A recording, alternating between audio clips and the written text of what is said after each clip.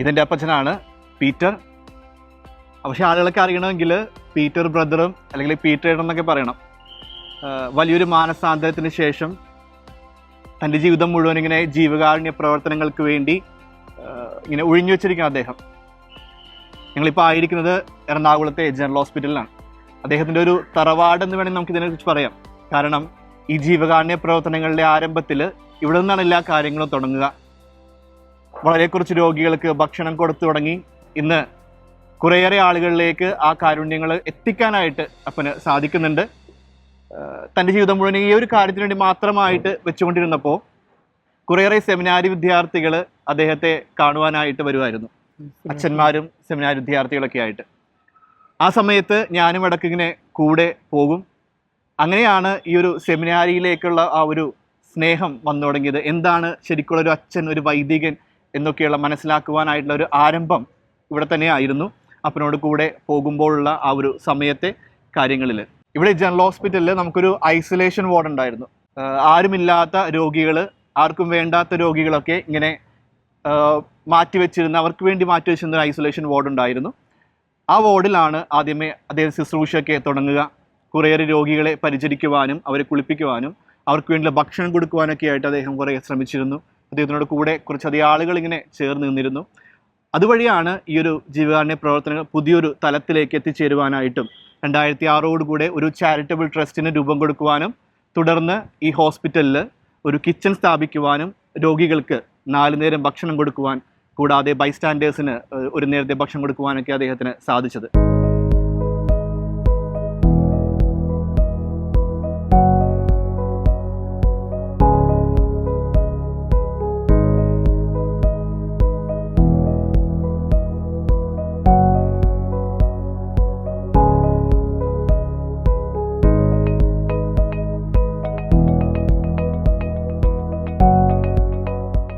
വിശക്കുന്നതിന് ഒരു നേരത്തെ ആഹാരം, അത് മഹത്തായ ഒരു ആശയമാണ്.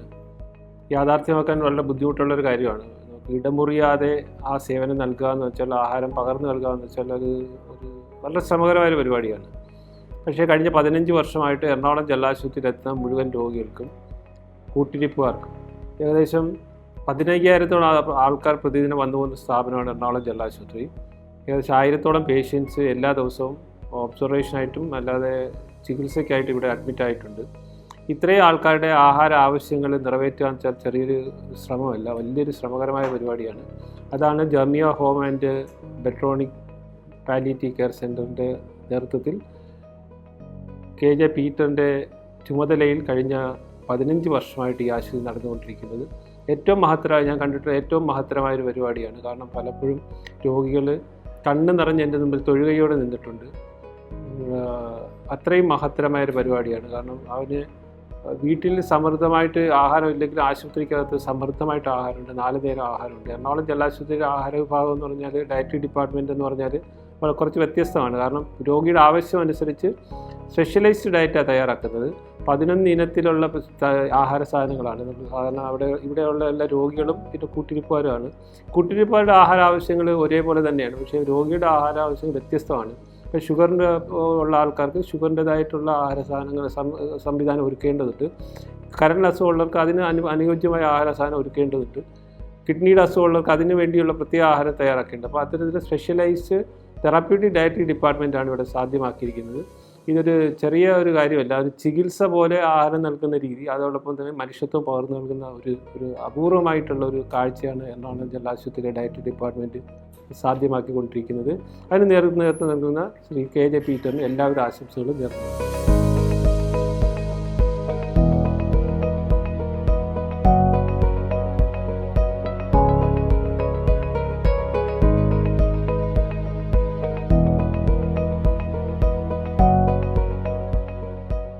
എറണാകുളം ജനറൽ ആശുപത്രിയിലെ ഡയറ്ററി കിച്ചൺ അഥവാ ഊട്ടുപുര പ്രവർത്തിക്കാൻ തുടങ്ങിയിട്ട് ഏകദേശം 15 വർഷത്തോളമായി.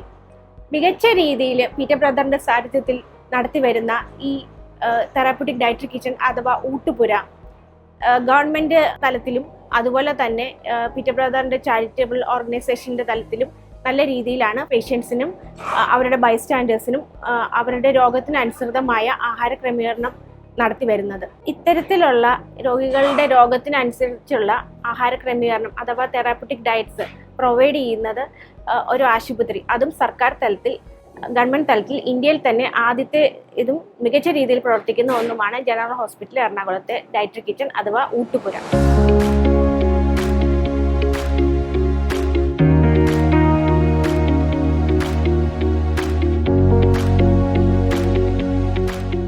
ഞാൻ എറണാകുളം ജനറൽ ഹോസ്പിറ്റലിൻ്റെ മുമ്പിലാണ്. ഇതുപോലെ വർഷങ്ങൾക്ക് മുമ്പ് കടന്നു വന്ന ഒരു വ്യക്തിയാണ് ഞാൻ. ഐസൊലേഷൻ വാർഡിലേക്കായിരുന്നു കടന്നു വരുന്നത്. ഐസൊലേഷൻ വാർഡെന്ന് പറഞ്ഞിട്ടുണ്ടെങ്കിൽ ബൈസ്റ്റാൻഡർ ഇല്ലാത്ത എല്ലാവരും ഉപേക്ഷിക്കുന്ന രോഗികളെ സംരക്ഷിക്കുന്ന സ്ഥലം. അവിടെ നിന്ന് ഞങ്ങൾ 500 രൂപ തുടങ്ങിയ പ്രസ്ഥാനം ഇന്ന് എറണാകുളം ജനറൽ ഹോസ്പിറ്റലിൽ എല്ലാ രോഗികൾക്കും 4 നേരം ഭക്ഷണം, ബൈസ്റ്റാൻഡറിൻ്റെ ഭക്ഷണം.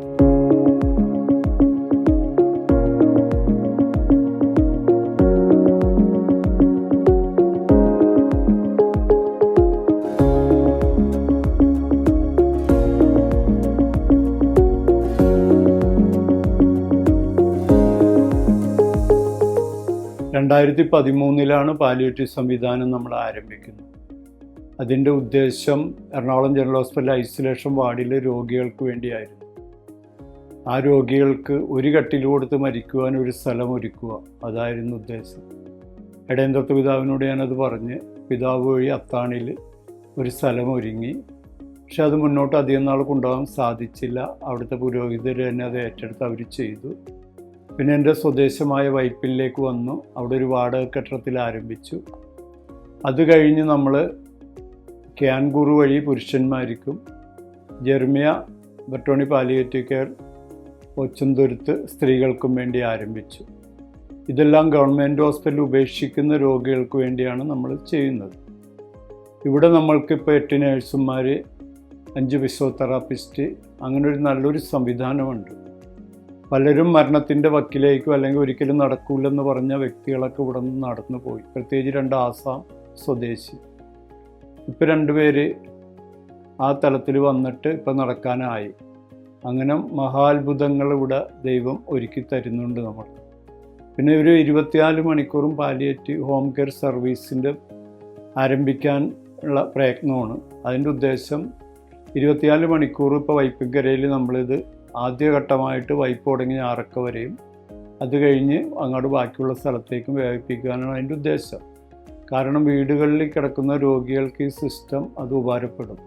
ഹോസ്പിറ്റലിലേക്ക് പലർക്കും എടുത്തു കൊണ്ടുപോകാനൊക്കെ വളരെ ബുദ്ധിമുട്ടുള്ള ആ ഒരു സമയത്ത് നമുക്ക് ആ സേവനം കൊടുക്കാമെന്ന് വിചാരിച്ചിരിക്കുന്നത്. ഇപ്പം ഞങ്ങളുടെ ഓച്ചന്തുരുത്ത് നിത്യസഹായ മാതാ പള്ളി ഇടവകയിൽ നിന്ന് ഞങ്ങൾ ഈ മാസം തന്നെ അതിന് ആരംഭം കുറിച്ച് 2 ഡോക്ടർമാർ മാസത്തിൽ 1 പ്രാവശ്യം ഇടവകയിലുള്ള എല്ലാ രോഗികളെയും കാണുകയും ബാക്കി നേഴ്സിംഗ് സിസ്റ്റം ആവശ്യമുള്ള സമയത്തൊക്കെ ഏത് സമയത്ത് വിളിച്ചാലും നമ്മളത് ചെല്ലും. പിന്നെ നമ്മളിപ്പോൾ ഓരോ ഇടവകയിൽ നിന്ന് ഇപ്പോൾ കുരിശിങ്കൽ ചർച്ചിൽ നിന്ന് ഞങ്ങളുടെ അടുത്ത ചർച്ചായ കുരിശിങ്കൽ പള്ളിയിൽ നിന്നും ഒരു ട്രെയിനിങ് 1 ഡേ ട്രെയിനിങ് കൊടുത്ത് അതിൻ്റെ അകത്തുനിന്ന് ഒരു 70 പേരോളം വന്നിട്ടുണ്ടായി.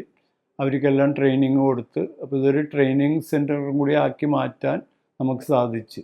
അപ്പോൾ നമ്മളുടെ ഉദ്ദേശം എല്ലാ ഇടവകളിൽ നിന്ന് ഈ ഒരു സംവിധാനം മുന്നോട്ട് കൊണ്ടുപോയിട്ട് അത് മറ്റുള്ളവർക്ക് ഉപകാരമാവുന്ന ആ ഒരു പ്രയത്നത്തിലേക്കാണ് ഈ പാലിയേറ്റീവ് സംവിധാനം കൊണ്ട് നമ്മൾ ഉദ്ദേശിക്കുന്നത്. അതെല്ലാം നമുക്ക് ഭംഗിയായി ചെയ്യാൻ സാധിക്കുന്നുണ്ട്. പക്ഷെ ഒരു ദിവസം നമ്മൾ ഭംഗിയായി ചെയ്യണമെന്ന് വെച്ചാൽ സാമ്പത്തിക പ്രശ്നങ്ങളെല്ലാം ഉണ്ട് നമുക്ക്. പക്ഷേ വിശ്വാസത്തിൻ്റെ തലത്തിൽ ഇത് എടുത്തേക്കണമുണ്ട്. ആ മേഖലയിലേക്ക് വരുമ്പോൾ ദൈവം അത് ഇടപെടുന്നുണ്ട്, ദൈവം ഇടപെടും. പിന്നെ നമ്മളിപ്പോൾ ഒരു സ്ത്രീകൾക്ക് വേണ്ടി ഒരു ബിൽഡിങ്ങും കൂടി പണിയുന്നുണ്ട്. അതിൻ്റെ ഒരു നിലയുടെ ഗ്രൗണ്ട് ഫ്ലോറിൻ്റെ പണി കഴിഞ്ഞ് അതിൻ്റെ ഉദ്ദേശം ഓരോ ഇടവകളിൽ പെട്ടുപോയ കിടപ്പ് രോഗികൾ, സ്ത്രീകളായ കിടപ്പ് രോഗികൾ ഉണ്ടെങ്കിൽ എടുക്കാൻ വേണ്ടിയാണ്.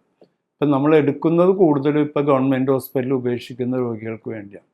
ഇവിടെ ഒരു ഫിസിയോതെറാപ്പി, പിന്നെ ICU ലാബ്. ICU എന്ന് വെച്ചാൽ ഹോസ്പീസ് ICU ആണ്. ഓക്സിജൻ സപ്പോർട്ട് ബാക്കി എല്ലാ കാര്യങ്ങളും കൊടുക്കാനാണ്. കാരണം വീടുകളിലേക്ക് ചിലപ്പോൾ ആ സപ്പോർട്ട് കൊടുക്കാൻ സാധിക്കില്ല. അത് നാട്ടുകാർക്കും കൂടി ഉപയോഗപ്പെടുത്തുന്ന വിധത്തിലാണ് ആ സംവിധാനം ഒരുക്കുന്നത്. അപ്പോൾ എല്ലാവരുടെയും പ്രാർത്ഥനയും സഹകരണങ്ങളും പ്രതീക്ഷിക്കുന്നു. നമുക്ക് എല്ലാവർക്കും കൂടി ഇത് ഭംഗിയായിട്ട് ചെയ്യാൻ എല്ലാവരും പ്രാർത്ഥിക്കണം. ഈ സ്ത്രീകളുടെ ബിൽഡിങ്ങിൻ്റെ അടുത്ത നമ്മളുടെ ഒരു ഓട്ടം, അത് ഒരു 75 പേർക്ക് എങ്ങനെയും അതിനകത്തൊരു സൗകര്യം ഉണ്ടാവും. അത് ഇടവകളിൽ പെട്ടുപോയ കിടപ്പ് രോഗികളായ ആരുമില്ലാത്ത സ്ത്രീകളെയും എടുക്കും. അതാണ് എൻ്റെ ഉദ്ദേശ ലക്ഷ്യം.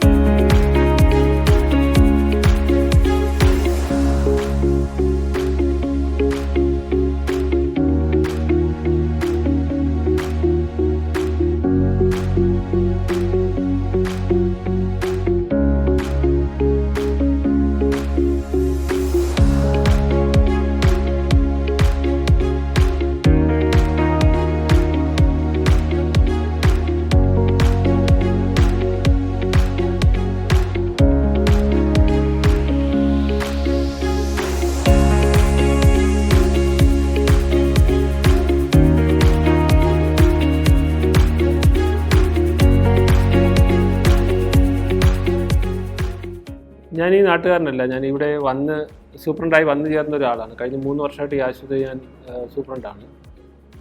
നമുക്കറിയാം, ഞാനിവിടെ എറണാകുളത്ത് കാണുന്ന ഒരു പ്രധാന കാഴ്ചയെന്ന് വെച്ചാൽ തീരെ അവഗണിക്കപ്പെട്ട് കിടക്കുന്ന ഒരു സമൂഹം, ഒരു പാർശ്വവൽക്കരിക്കപ്പെട്ട് കിടക്കുന്ന ഒരു സമൂഹം ആശുപത്രി ആശ്രയിക്കുന്നുണ്ട്. പലപ്പോഴും ഞാൻ എൻ്റെ നേർക്കാഴ്ചയിൽ തന്നെ കണ്ടിട്ടുള്ളൊരു കാര്യം, പലരെയും ഉപേക്ഷിച്ചിട്ട് പോകുന്നൊരു സ്ഥലമാണ് എറണാകുളം ജില്ലാ ആശുപത്രി.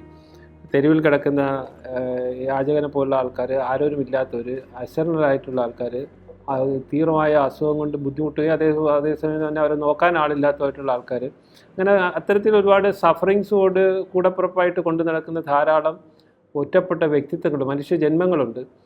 അവർക്ക് പലപ്പോഴും എറണാകുളം ജില്ലാ ആശുപത്രിയുടെ മതിൽക്കെട്ടിനകം ഒരു ആശ്രയമായിട്ട് മാറാറുണ്ട്. ഇവിടേക്ക് നമുക്ക് ഇടമുറിയാതെ ഭക്ഷണവും വെള്ളവും ബാക്കി പ്രാഥമിക ആവശ്യങ്ങളുള്ള സൗകര്യം ഒരുക്കിയിട്ടുള്ള ആശുപത്രി ആയതുകൊണ്ട് തന്നെയാണ് ആൾക്കാർ ഇവിടേക്ക് വരുന്നത്. പല രോഗാവസ്ഥയിലുമാണ് വരുന്നത്. പക്ഷേ അവർക്കൊക്കെ ഒരു ആശ്രയം, പകരം ഒരു സംവിധാനം ഒരുക്കി കൊടുക്കുകയെന്ന് വെച്ചാൽ വളരെ ശ്രമകരമായ ഒരു കാര്യമാണ്. രോഗാവസ്ഥ ഭേദമായി കഴിഞ്ഞാലും ബന്ധുക്കളെ ഉപേക്ഷിച്ച് പോകുന്ന ആൾക്കാരുണ്ട്. പ്രതിദിനം 5 മുതൽ 10 വരെ ആൾക്കാരെ ഈ ആശുപത്രിയിൽ ബൈസ്റ്റാൻഡേഴ്സ് ഇല്ലാതെ, ബന്ധുക്കളില്ലാതെ എത്തപ്പെടുന്നുണ്ട്. അവരെയൊക്കെ ശുശ്രൂഷിച്ചു കഴിഞ്ഞാൽ അവരെ എവിടേക്ക് പിന്നെ തിരിച്ചയക്കണമെന്ന് അറിയാൻ വയ്യാതെ ഞങ്ങൾ പകച്ചു നിൽക്കുന്ന ധാരാളം സന്ദർഭമുണ്ട്. അത്തരത്തിൽ ഒറ്റപ്പെട്ടു പോകുന്ന മനുഷ്യജീവിതങ്ങളെ, ജന്മങ്ങളെ ചേർത്ത് പിടിക്കാൻ വേണ്ടി പലപ്പോഴും ഞങ്ങൾക്ക് താങ്ങായിട്ട് വന്നിട്ടുള്ളത് ജർമിയ ഹോം ആൻഡ് ബെട്രോണി പാലിയേറ്റീവ് കെയർ സെൻ്ററാണ്. അതിന് നേതൃത്വം നൽകുന്ന ശ്രീ KJ പീറ്റർ അവർകളാണ്. ശ്രീ KJ പീറ്ററിന് എല്ലാവിധ ആശംസകളും നേരുന്നു. അദ്ദേഹത്തിന് ആയുരാരോഗ്യ സൗഖ്യവും അദ്ദേഹത്തിൻ്റെ ശ്രമങ്ങൾക്ക് എല്ലാവിധ കമ്മ്യൂണിറ്റി സപ്പോർട്ടും ഞാൻ ആഹ്വാനം ചെയ്യുന്നു. എല്ലാവിധ ആശംസകളും.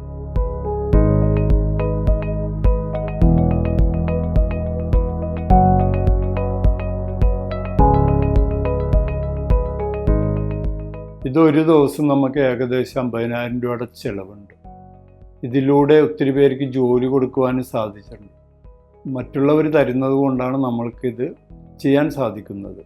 ഇപ്പോൾ ഈ ബിൽഡിങ്ങിൻ്റെ ആണെങ്കിൽ നമുക്ക് CSR ഫണ്ടായിട്ട് ഷിപ്പ് യാർഡ് ഒരു 20 ലക്ഷം രൂപ നേരത്തെ തന്നു. ഇപ്പോൾ അവരെന്തെങ്കിലും ചെയ്യാമെന്ന് പറഞ്ഞിട്ടുണ്ട്. ഒരു 2.5 കോടി രൂപയുടെ പ്രൊജക്റ്റാണ് നമ്മൾ തുടങ്ങി വച്ചേക്കുന്നത്. അത് മറ്റുള്ളവർ തന്നാൽ മാത്രമേ നമ്മൾക്കത് ചെയ്യാൻ പറ്റുള്ളൂ. പിന്നെ ദൈനംദിന കാര്യങ്ങൾ അതെല്ലാം, പിന്നെ ഇതിൻ്റെ അകത്ത് ഒരു ബ്ലൂ റെയിനിലെ ഒരു എൽസമ്മ മേഡമുണ്ട്. ആ മേഡമൊക്കെ നമ്മളെ സഹായിക്കുന്നുണ്ട്. പക്ഷേ പലരും സഹായിക്കാൻ മുന്നോട്ട് വന്നാലേ ഇത് എല്ലാം ഭംഗിയായിട്ട് കൊണ്ടുപോകാൻ പറ്റുള്ളൂ. സാധാരണക്കാരാണ് എല്ലാം കൂടുതൽ നമ്മളെ സഹായിക്കുന്നത്. 1-2 വ്യക്തികൾ മാത്രം ഇങ്ങനത്തെ ആൾക്കാരൊക്കെ ഉള്ളത്. ബാക്കിയെല്ലാം വെറും സാധാരണ മനുഷ്യർ തരുന്നത് കൊണ്ടാണ് നമ്മളിത് ചെയ്യുന്നത്. അപ്പോൾ അതെല്ലാവരും സഹകരിക്കണം. പിന്നെ ക്യാൻകൂർ പുരുഷന്മാരുടെ അവിടെ ക്യാൻകൂറിൻ്റെ സഹായത്തോടെ അവരുടെ ബിൽഡിങ്ങിനാണ് നമ്മൾ ചെയ്യുന്നത്. അവരും അവരുടെ സഹായത്തോടെ പുരുഷന്മാരുടെ ഭാഗവും മുന്നോട്ട് പോകും. അപ്പോൾ എല്ലാവർക്കും ആരെങ്കിലുമൊക്കെ കൊടുത്തിട്ട് വേണം മറ്റുള്ളവർക്ക് നമുക്കത് ചെയ്യാം. അപ്പോൾ എല്ലാവരും സഹകരിക്കണം. ഇതൊത്തിരി സാമ്പത്തിക ചിലവുള്ള ഒരു സംവിധാനമാണ് ഇനി നമ്മൾ തുടങ്ങാൻ പോകുന്നത്. ഇപ്പോൾ വൈപ്പിങ്ങരയിൽ 2 വണ്ടി ഇറക്കാനാണ് നമ്മൾ ഉദ്ദേശിച്ചിരിക്കുന്നത്. ഒരു ദിവസം ആ വണ്ടി പുറത്തേക്ക് ഇറങ്ങണമെങ്കിൽ, പാലിയേറ്റീവ് ഹോം കെയർ സർവീസ് ഇറങ്ങണമെങ്കിൽ 5,000 രൂപയോളം ചിലവുണ്ട്. അപ്പോൾ അതൊക്കെ മറ്റുള്ളവരിൽ നിന്ന് കണ്ടെത്തണം. അത് കിട്ടിയാലേ നമുക്കത് മുന്നോട്ട് കൊണ്ടുപോകാൻ സാധിക്കുകയുള്ളൂ. ഇങ്ങനെയുള്ളവരാണ് പലരും തരുന്നത്. ചെറിയ ചെറിയ സംഭാവനകളാണ് കൂടുതലും കിട്ടുന്നത് നമുക്ക്.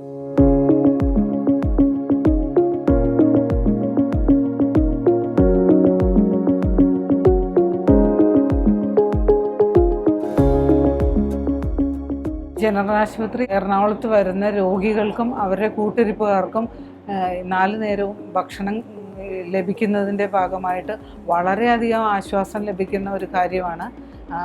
അവരുടെ വീട്ടുകാർക്കും രോഗികളെ ശുശ്രൂഷിക്കാനായിട്ട് കൂടുതൽ സമയം ചെലവഴിക്കാൻ അവർക്കത് സാധിക്കുന്നുണ്ട്. പിന്നെ നല്ലൊരു ഉദ്ദേശത്തോടു കൂടിയാണ് പീറ്റർ ബ്രദറിൻ്റെ സാന്നിധ്യത്തിൽ ഈ ഒരു സംരംഭം നടത്തി പോകുന്നത്.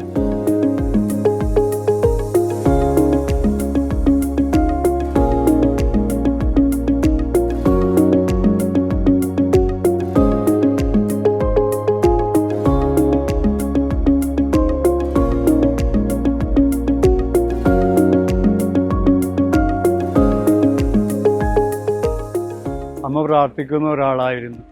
കുളത്തുവയിൽ ഒരു ധ്യാനം കൂടാൻ സാധിച്ചു. ഒരു വചനമാണ് എൻ്റെ ജീവിതം മാറ്റിമറിക്കുന്നത്. ഞാൻ പലപ്പോഴും പറഞ്ഞിട്ടുള്ളൊരു വചനമാണ്.